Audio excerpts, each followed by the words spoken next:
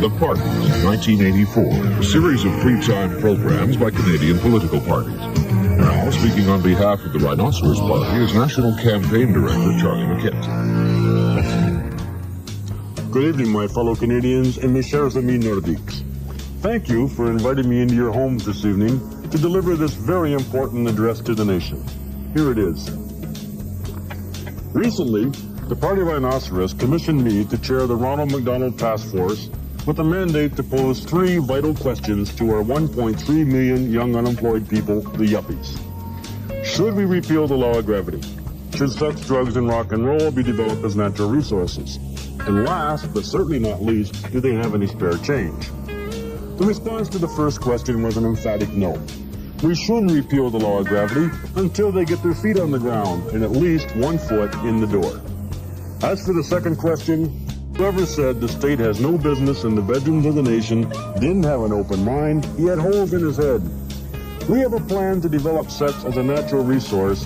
However, primetime television is hardly the appropriate forum to lay it out. But to give you some idea of where we're heading, the Washington-based Democratic National Policy Institute provided us this chart. A worker having 1 sexual contact per week creates a rather limp $15 productivity per hour, while his or her luckier co-worker with 8 sex contacts per week generates a whopping $105 worth of productivity per hour.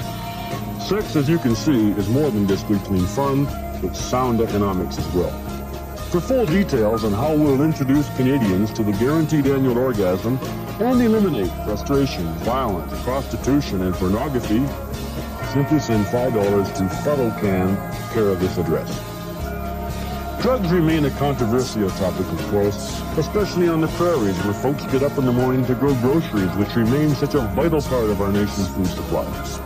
We discovered, however, that nearly 4 million Canadians are currently spending $2 billion a year on the same stuff cows eat, while their government spends $150 million a year trying to stop them. To find out how we can save $150 million of your tax dollars while generating $2 billion in new government revenue, send $5 to PotCan, care of this address. The development of rock and roll is already well underway, but government help is urgently needed to meet growing market demands. Fortunately, the politics of dancing leads us straight to the heart of rock and roll, and Canadians realize that men without hats are men at work. It takes 250 people to stage 1 rock concert. Security, graphics, merchandising, technicians, etc. If we develop 1 such concert per week in each of our 282 federal ridings, we create 70,500 new jobs. And a good rock band needs 6 persons, and they should be supplemented by at least 2 backup bands. There's an additional 5,078 new jobs for a total of 75,578 new jobs for young Canadians. And that's just the beginning.